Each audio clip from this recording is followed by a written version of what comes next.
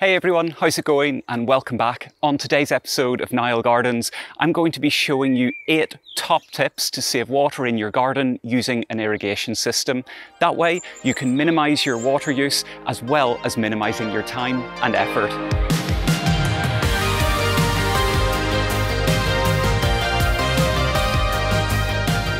As well as the convenience factor, an irrigation system can actually help you save water. So here are my top tips on how you can do the same in your own garden.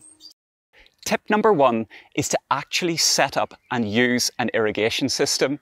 Watering with a hose will do the job to an extent, but from my own experience, life always gets in the way. So watering can sometimes become, well, let's say, more off than on.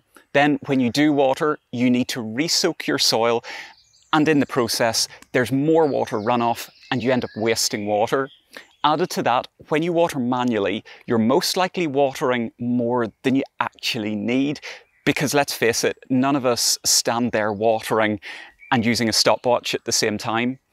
I think a lot of people worry that it's really complex to design or difficult to set up an irrigation system, but neither are true. Essentially, for a system like mine, it's just a case of laying pipeline on the surface of your beds, adding sprinklers at regular intervals, and connecting all of that up to your tap and turning it on. Irrigation systems are really adaptable and you can easily make them fit your own needs, whether it's watering just a few pots on a balcony all the way through to a full veg plot like this. Tip number 2, water the soil, not the leaves. You'll most likely have heard that piece of advice before, and it really is good advice. That helps to avoid water either just landing on the foliage of your plants and simply evaporating, or running off the foliage away from where the plant actually needs it, which is down at the base, at the roots. When it comes to irrigation systems, there are so many options when it comes to the water outlets. Soaker hoses, drip hoses, surface level sprinkler heads, and big tall sprinkler heads. The key is to think about what you're growing and how best you can deliver the water directly into the soil. In almost all cases, that's going to be using either a drip hose or surface level sprinkler heads.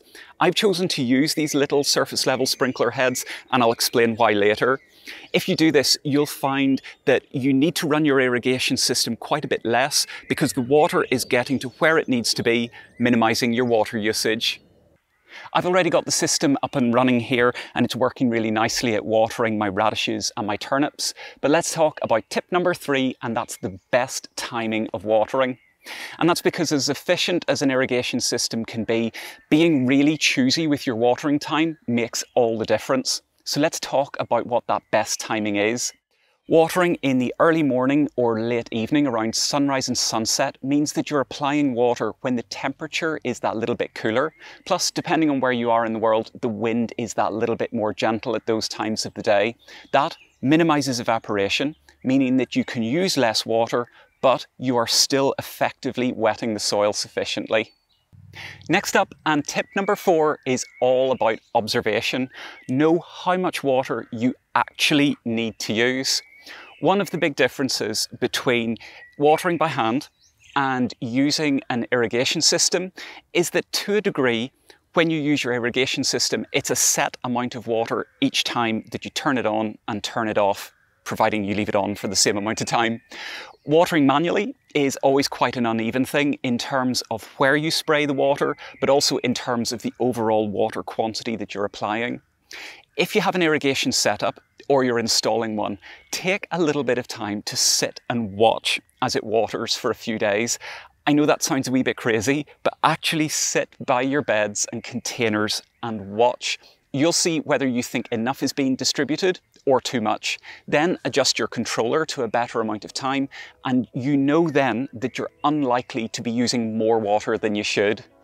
There's still 4 great tips to go, but before that, today's video is sponsored by the lovely folks over at Hozelock. Hozelock is a brand that I've grown up with and used for, well, pretty much as long as I can remember. And for this episode, they've helped me to create a really awesome irrigation system that isn't just covering a bed or two. Oh no, it's covering all of this. I have a lot of different vegetables and flowers, beds and containers here, and they all need looked after.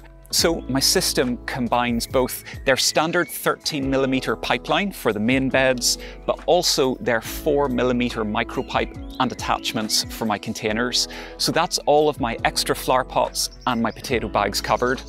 What pulls it all together and makes this system particularly great is the Hozelock cloud controller, which we're going to talk about later. Our gardens are individual to us, and every single one has different requirements. Because of that, I'm not a big fan of one-box solutions, and that's where Hozelock's automatic watering systems come in. You can design and assemble your own custom irrigation system to fit exactly your needs, whether those are big or small, whether you need to cover beds, just containers, or both. And it's as easy as A, B, C, and D.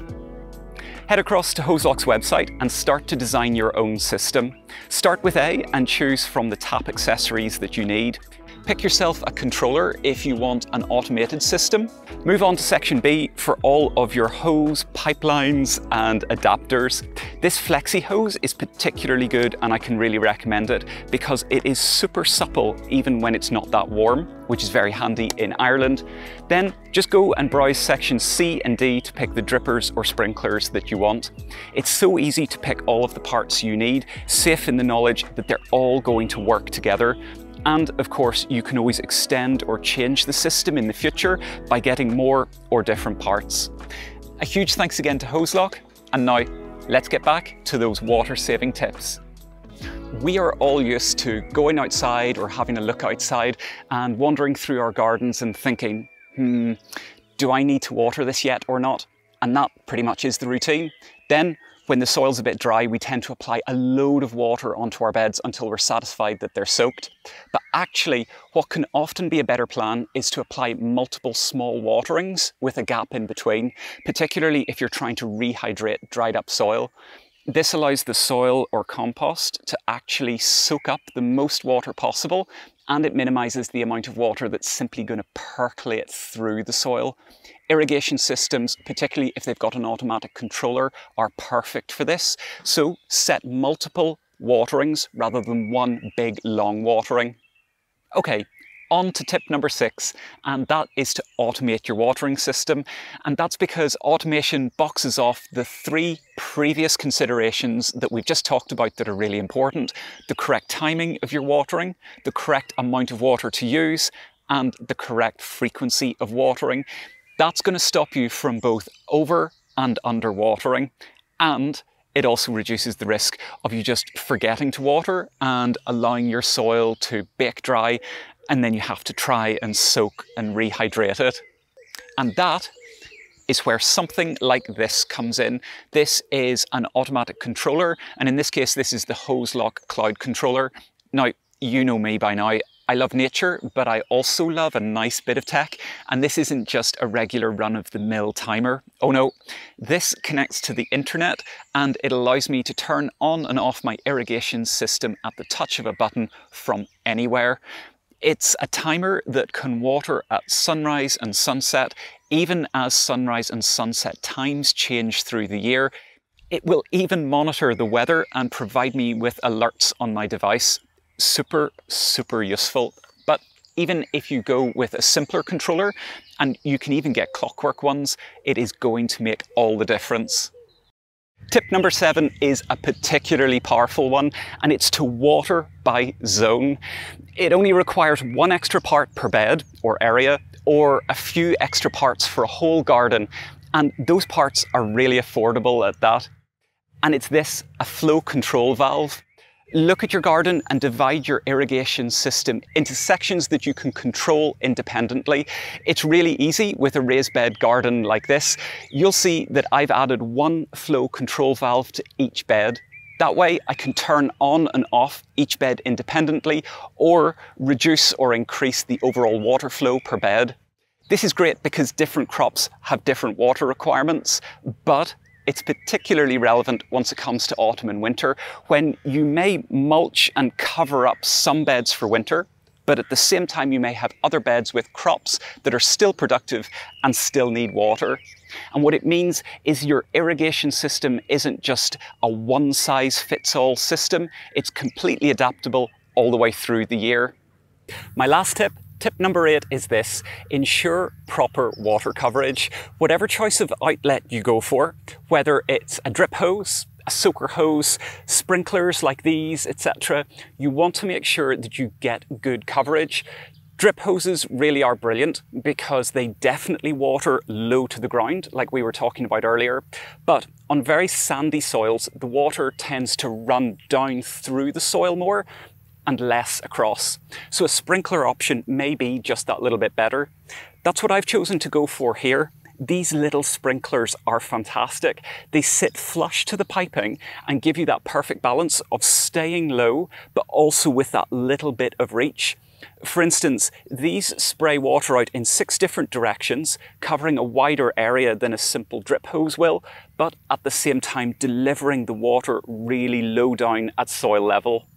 So there you have it. 8 great tips that are going to save you water in your own garden when you're using an irrigation system. A huge thanks again to Hozelock for sponsoring this video. And of course, if you're still in the mood for watching some more gardening YouTube content, have a look at this video here because I'm pretty sure you're going to love it. And until next time, see you later.